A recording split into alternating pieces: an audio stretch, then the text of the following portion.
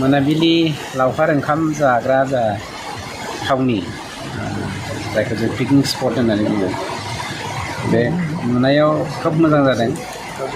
ओमफ्राय फोथायदों बे पिकनिक स्पटखौ लानानै बे हालामनि जा जोंनि इयुथफोर बिसोर इक'नमिकेलि एसेबाबो आपलिफ्ट जागोन फोथायनाय दङ।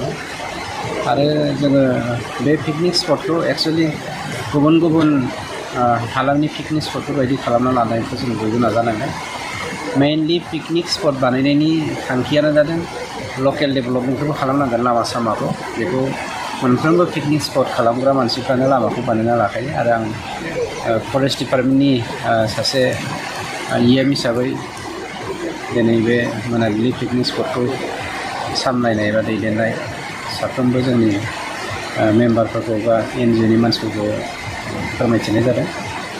जायगाया बिराद मोजां। बेखौ जोङो बे हालामखौ एभारलास्टिं खालामनो दंफां लाइफांखौ लाखिनाय आरो रायजो राजाफोरखौ बेजों लोगोसे मोजां लामाजों दैथिंलांनायनि थाखाय बयबो आवगायबोदों। दिनै पिकनिक स्पटखौ नायनो थाखाय नोंथांमोननि बे हालामा जौगानाय नंगौना नङा बेखौ जोंनि साखाथि फाखाथिनि बा जोंनि BTR हालामनि रायजो राजाफ्राबो बे नोंथांमोननि मिडियानि गेजेरजों मिथिनाय जाथोंसै।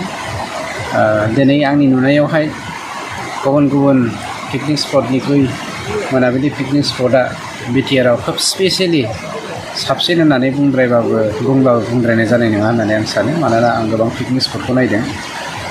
जायगाया एसे बेनो मेनटेनेन्सआव माखासे एसे दंबावो। बेखौ नायनानै खालामोब्लानो फोथायनाय दं मानसिफ्रा बेवहाय माने डेलि 50-60टा 100टा 200टा बेफोरबायदि इनक्रिज जालांबाय थागोन गारि फैनायफ्रा। होमबानो जोंना थांना थानायनि राहा लामायाबो ओंखारगोन। इन्जयमेन्ट खालामनो मोन्थाय बयहाबो दङ।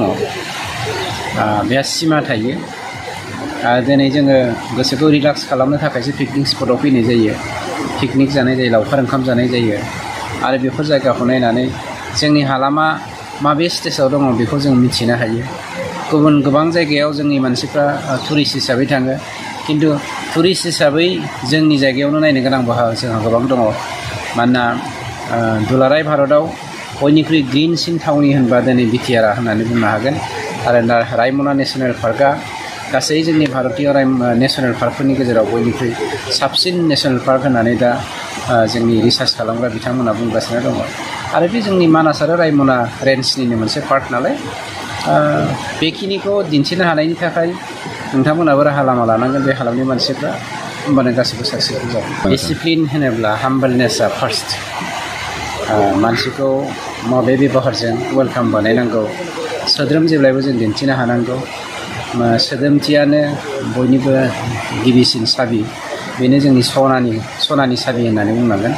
ओंखायनो सोद्रोम आखुखौ लानानै साफ्रोमखौबो जुदि जोंनि बे हालामनि मानसिफ्रा जे मोनसे डेभेलप कालसारजों दाजानाय मोनसे हारिफोर बेखौ दिन्थिनो हायोब्लानो अट'मेटिकेलि बियो मोजां जालांगोन।